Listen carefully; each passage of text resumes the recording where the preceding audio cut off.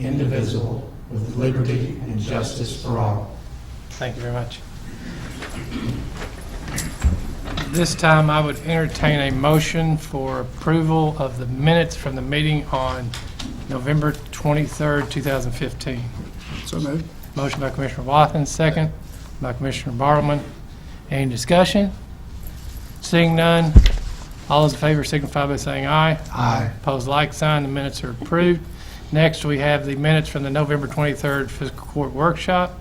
Entertain a motion. So moved. Motion by Commissioner Byer, second by Second. Commissioner Wathen. Any discussion? Seeing none, all those in favor signify by saying aye. Aye. Opposed, like sign. Minutes are approved. Next, we have three discussion items tonight. The first, item A, is a resolution dealing with a Homeland Security grant. However, we were notified this afternoon that we are appealing the amount of that grant and some of the documentation, and working with the Kentucky office about that grant. So we're going to pass over that resolution this evening because it is not ready for prime time, as they'd like to say. Yes, Ms. Brown. FEMA monies that we weren't, this is the resolution for the grant for the gas mask. So this is different than, Yes. Mr. Moore, is that your understanding of? Ms. Brown says that this is a Sure. different than the, That's correct, isn't it? This is for the Homeland Security grant for $20,000 for purchase of gas masks and personal protection. okay. Yeah. We've had an amendment to my previous suggestion. We pass over that, so we will deal with this issue. I've got a copy of the resolution. All the members have a copy of the resolution in their packet. This is just a resolution that authorizing the application for the Kentucky Office of Homeland Security grant, executing the documents and all of the other activities that go into requesting that. Is there anyone that has any questions about that from Ms. Brown or Mr. Moore or myself? Anyone like to make a motion to have a motion Second. by Commissioner Bartleman, seconded by Commissioner Byer? Any discussion? Anyone in the audience? Seeing none, ask the clerk to call the roll, please. Commissioner Wathen? Aye. Commissioner Bartleman? Aye. Commissioner Byer? Aye. And Judge Leeper? Aye. Next item on the agenda is a discussion item, and we are pleased to have the chairman of the Convention Center Board, Mr. Brian Katz, here, along with several other folks who are here to discuss the Convention Center Board's acceptance of the Dome Pavilion and all the strategies behind that. So, Mr. Katz, if you'd come forward, I think we're going to turn off one set of lights, I think. Very good, thank you. I'm going to pass out two handouts that I'll be referring to. Absolutely. One of them is simply the slides, PowerPoint. While you're passing those out, I'd like to make note for anybody who's in attendance that may not know otherwise, that tonight's discussion of this is just that. It's a discussion and exchange, question and answers. We're not taking action tonight, so in case someone wasn't aware.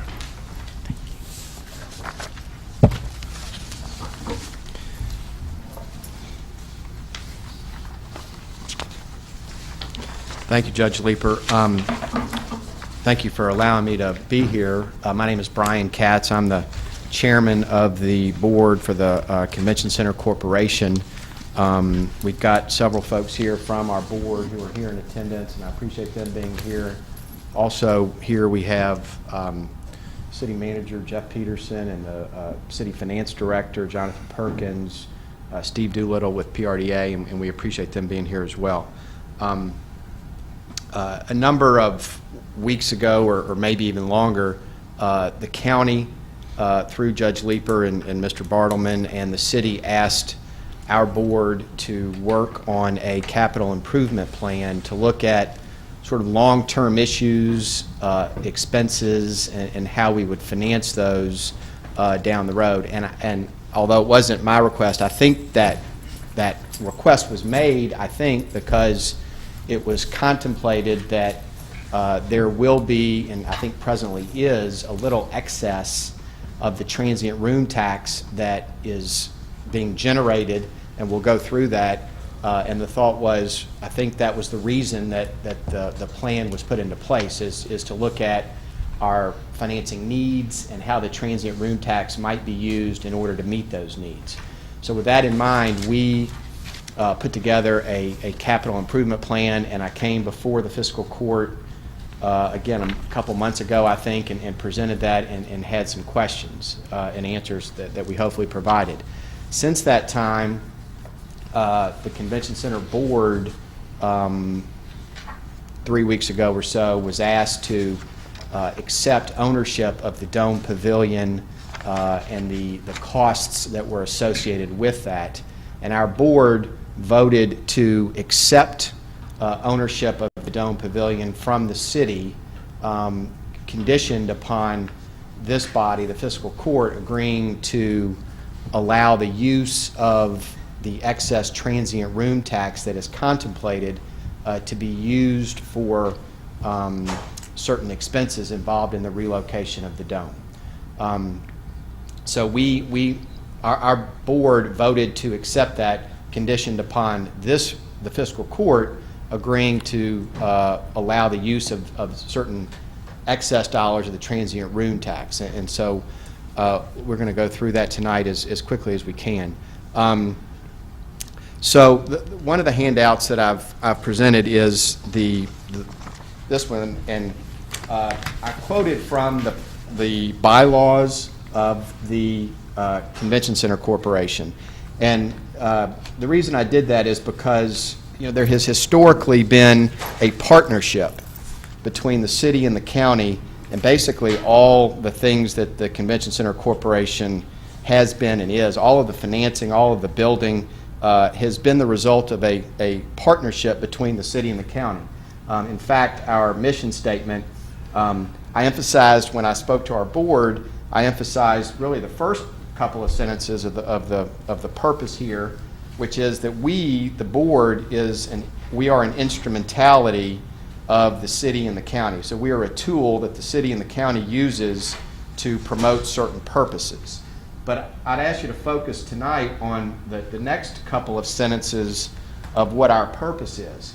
Our purpose is, it says, the corporation shall carry out its public and governmental purposes for the city of Paducah and county of McCracken, Kentucky, and shall acquire and finance such identified public facilities for the city of Paducah and county of McCracken, Kentucky, in accordance with provisions of Chapter 58 of KRS.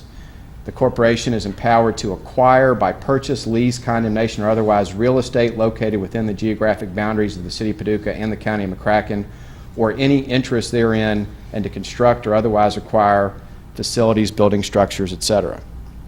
So I point that out because the reason that we're here asking you to consider what we're asking you to consider with respect to the Dome Pavilion is exactly the sort of thing that was contemplated when the bylaws of the McCracken County Convention and Expo Center were drafted. And as I say, it's been the result of a partnership that has worked for many, many years, and that's why we're here asking for your involvement going forward. Now, the next slide we have here talks about tourism's impact in McCracken County. Tourism is increasing statewide by 4.4%, at least it did between 2013 and 2014. 2014, the estimated expenditures for tourism in McCracken County was $332 million. And travel expenditures increased in McCracken County by 3.8%, a little behind the state average in 2013-2014. Now, what role does the Convention Center play in that increased tourism? The State Tourism Board, and back to my little handmade handout, the bottom there, the economic impact of the Quilt Show, which is the main tenet that we have for our largest convention, obviously, and a iconic show, as Judge Leeper has pointed out. It's an iconic event for the city.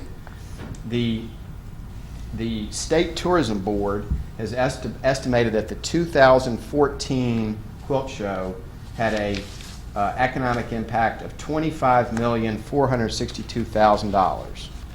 And rough math, that's about 8% of the total tourism in McCracken County in 2014 was from that one event. Some of the other interesting statistics that I'd ask you to consider, the average expenditure per person per day was just under $271. 67% of the people that came to the quilt show had never been to Paducah. 96% apparently liked it and said they would visit again.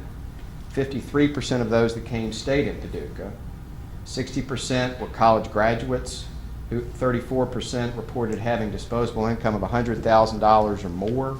31% attended non-quilt show attractions when they were here, and they came from 46 states and 10 countries. So that's a piece of the overall $332 million of the tourism that is a big part of the economy in McCracken County. Now, let's talk briefly about the transient room tax. The transient room tax is a creature of state statute. KRS 91A.390 and 392 authorize the county to impose the tax. Currently, the tax is 6%, and that is the maximum amount that can be levied. You cannot increase it. Now, the 6% is really made up of three separate components. The 6%, 3% by statute, by the 91A.390, the first statute, 3% of it goes to the CVB, 2% by statute, and this is in 91A.392, 2% is that goes to Convention Center for facility debt purposes. That's important, and we'll talk about that restriction as we go along tonight. And then 1% is by statute allowed to be used for our operations.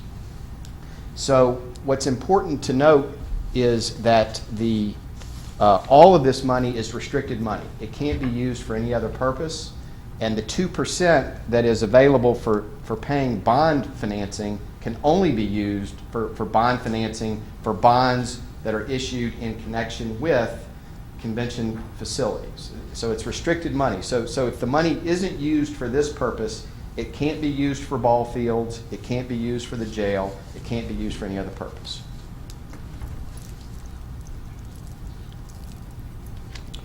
Currently, the transient room tax, each 1% generates about $315,000 per year, and that's what goes into our operating account that we operate on.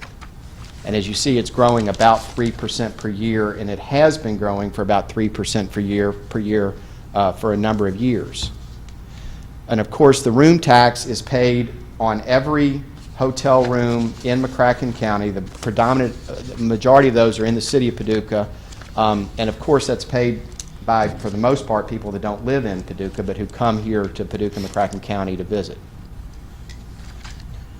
So only under certain limited conditions can the 2% that is allowed to be used for debt purposes, that can only be used for something other than debt purposes under very limited conditions, and we'll talk about that in a moment. As a point of interest, it could also be used to pay off the nearly $12 million that we owe now, could it not, early? As far as I know, I mean, as far as I know, I mean, it's restricted that it must be used for that For debt. purpose. But, I mean, it certainly could be used to pay off principal debt before it's due. Thanks.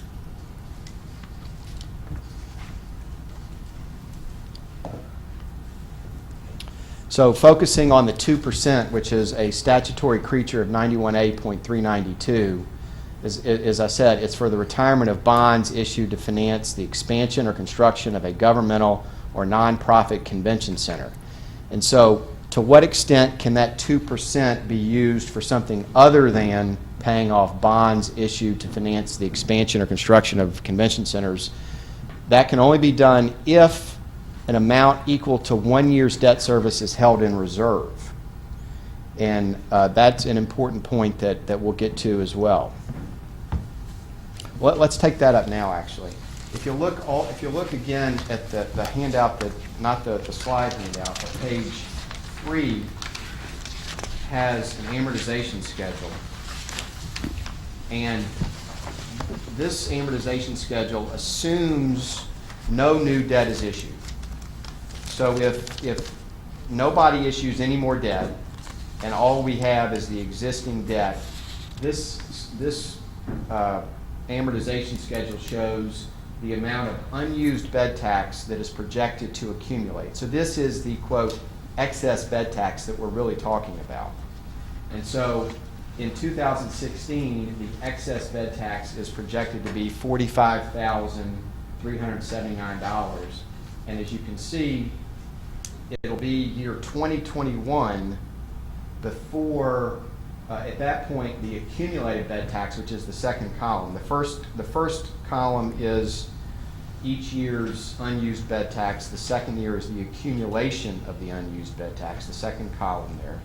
So in year 2021, there will be just under $571,000 of accumulated bed tax that is over and above that which is necessary for current debt service. And I point that out because that is the minimum amount that would have to be held on reserve before the 2% could be used for our operations. As Commissioner Bauer points out, I suppose it could be used to pay off other debt, but in terms of other than debt service, it would be after 2021, because you need about $580,000 in reserves, and you'll be at $570 in 2021. So that 2% cannot be used to help fund our operations until at least 2022.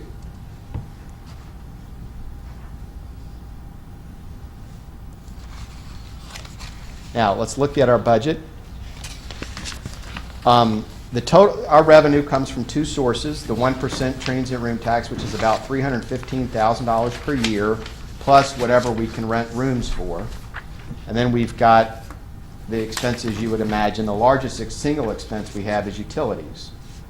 Utilities traditionally accounts for about 35 to 40% of our overall operating budget. Almost 40 cents of every dollar we bring in, including the transient room tax, goes to pay the utility bill.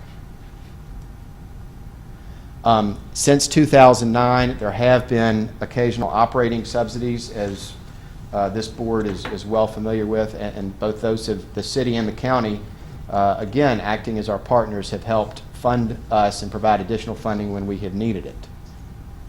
Now, the existing debt, there is a $6 million issuance that was issued in 2001 that was issued by the city that is being currently paid by that 2% transient room tax.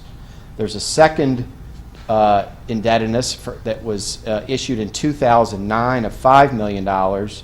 And then we're here to talk about the proposed 4.735 of additional indebtedness that is proposed to be issued. That number has come down a little bit. Before may have heard $5 million, and we'll point out where we think there less money is needed. Now, as you see there in number 3, the city of Paducah, and this is a clarification from what I think was mentioned in the CCC meeting, but the city of Paducah has agreed to issue the bonds for this $4.735 million. So the county is not being asked to issue these bonds. We're here to talk about the transient room tax to help fund the bonds, of course, but these would not be McCracken County bonds. These would be City of Paducah bonds. And of course, we do not use any of our funds for debt service. All of our debt service comes from the transient room tax. How did we get here? Originally, the Hotel and Convention Center, the hotel was the Executive Inn. The Convention Center was built as a unified facility with the Executive Inn. In fact, it was so unified, all of the utilities were tied together on the same meters. The convention center was originally built in 1981 for $21 million, and the Julian Carroll Convention Center was built with a grant for operating funds, and the deal was the 1% that now comes to us went to the executive end. So up until 2009, as we'll see as we go through the history, the 1% that now comes to our operating budget was paid to the executive end, and they then managed the convention center out of that 1%, and obviously, didn't manage things well. Obviously had deferred a lot of maintenance through the years, which led to its demise. But that was the way that the arrangement was originally set up. In 1992, the city used $1.3 million in state bonds for the facade improvements that are pictured here, and including the porte cochere.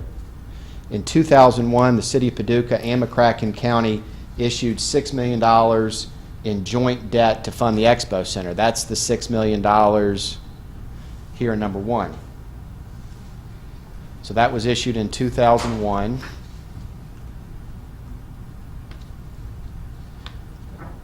And then the Expo Center came along in 2009. Wait a minute, I think I'm sorry. 2001 was the Expo Center with the $6 million. And all of that debt is paid by the additional 2% of the transient room tax. And then the city, county, and the CVB did historically have to pay, because the transient room tax was not sufficient to pay that 2001 bond issuance. But it is now, and so that there is no additional money that the city, county, and the CVB has to pay on that bond issuance.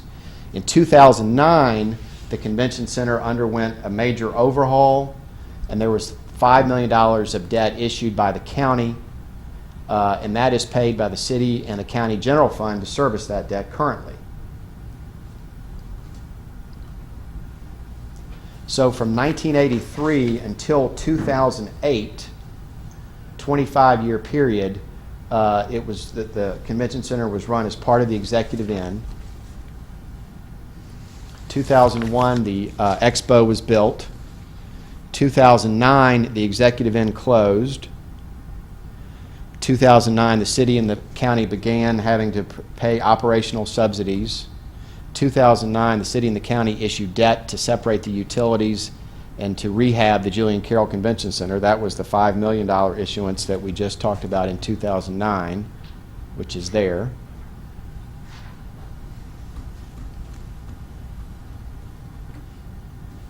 December 2009, the city bought the executive end and prepared to raise it. And then in 2010, the Dome Pavilion was purchased and used for the first time, with the debt and operating costs paid by the city out of its general fund. 2010, the executive end was demolished. 2015, the hotel construction began, displacing the current location or previous location of the Dome. This is a picture of what the executive end looked like in 2009, the last time that space was used for the quilt show. A good percentage of the quilt show did take place in the executive end, and that has been displaced by, there's a picture of the executive end being torn down, being replaced by the Dome, and there is how the quilt show looks today, with a large part of the exhibition space inside the Dome Pavilion. Now, the operating budget of the Dome Pavilion, this has also been further refined since the CCC met. The rental revenue, that contemplates 2 shows. It's been announced recently that we're in negotiations with the AQS to bring a second show in the fall in addition to the spring show. And so the rental revenue that's anticipated for the Dome Pavilion basically doubles. And then we actually have the ability and will and and will charge vendors for electrical and communication usage that will help defray the costs. And then we've got various expenses there. It's contemplated that the expense of ownership, and this is the asset that we've accepted ownership of contingent upon the fiscal court's action. So it's contemplated that this is going to cost us $38,000 per year and produce revenue of $25,680, leaving us with an operational deficit for owning the dome of $12,320. Footnote 3 indicates that, again, the city of Paducah has agreed to fund the deficit that we will have from operating the dome.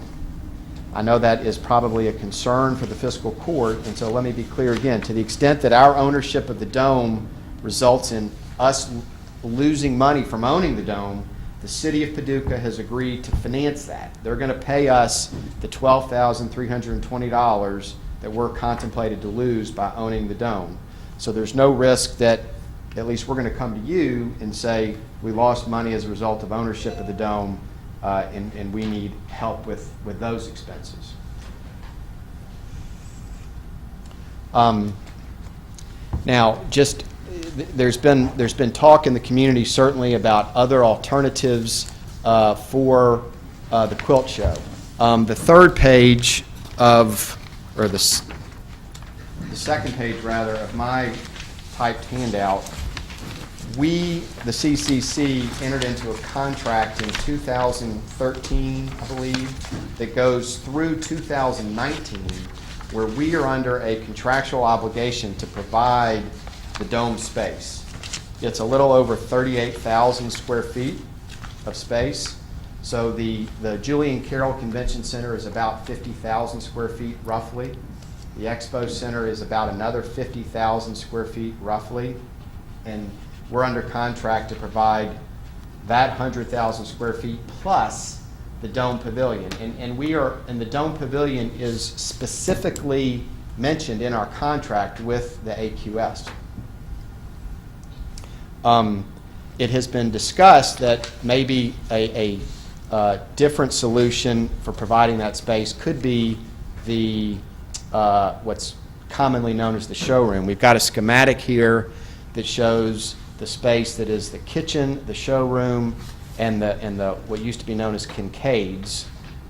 So the kitchen is about 8,000 square feet of that, and the showroom and Kincaid's account for about 28,000 square feet. Those are owned by the city. Below that space is what we're referring to as this lower level space is another 12,000 square feet. So there's 12,000 below and 28,000 above.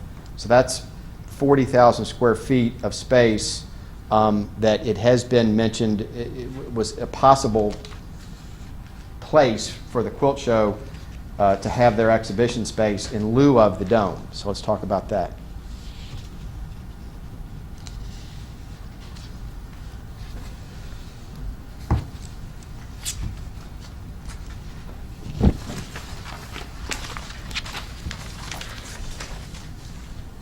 This is just another schematic so you can see what's there. The pink area would be the area that some have mentioned should be renovated in lieu of using the Dome Pavilion. And the city did go out and get construction costs to look at that as a possibility. First, looking at the costs of the dome versus the full showroom. And when we say full showroom, the city got two bids, essentially. They got one to fully rehab the showroom and make it of comparable quality to what the Julian Carroll Convention Space is today. Then they got another bid for something less than that we're calling partial showroom. So we've got three different things to compare. The estimated cost for the hard assets, now we're not, this is $978,000 is the estimated cost of demolishing the concrete pad and relocating all of the infrastructure that has to exist to put the dome back up. That is contemplated to be $978,000 in lieu of, exclusive of land acquisition, which would be in addition to that. The advantages of the dome are it's owned currently, it's available. It works well for the AQS Quilt Show. We had the picture, and the space actually looks very similar to what they had at the in the Executive Inn, and the AQS folks are very pleased with the dome. They like that space quite a bit. Their vendors like that space quite a bit. It has the lowest operating costs, as certainly of the three alternatives. And this amount of money certainly can be financed with the transient room tax. And as we will see, because the cost is the cheapest, this $978,000 figure, the excess transient room tax that we're talking about that's going to accumulate, that will be sufficient to pay for this option plus the other things that are part of the capital improvement plan that we need. So the dome will allow us to do all of those things. Disadvantages: the life of the membrane itself is about 7 to 10 years. The infrastructure that the 978 is to be used to help pay for, that will last forever. So the $978,000 is for the concrete, it's for demolishing what was there, redoing the concrete pad, and all of the electrical and other hookups that need to be there in order for the dome to be placed. So that's $978,000. That's permanent improvements. That's not a temporary improvement. That's a permanent improvement. The membrane itself has an estimated life of 7 to 10 years. I'm told that the membrane itself can be replaced for about $200,000 to $300,000, which is not part of any of the numbers that we're talking about, but in case you're wondering about that. Now, the full showroom, the price tag came in at $4.8 million to renovate the showroom and to make it of comparable quality to the convention center that we have now, the Julian Carroll. The advantages: that would be a permanent structure. It would be connected to the convention center. It would give us the opportunity to renovate an existing asset and sort of finish off the convention center. The disadvantages: by far the highest cost. That upper space of $4.8 million, that's just for the 28,000 square feet. So that would be insufficient by itself without having to also renovate the 12,000 square feet below it.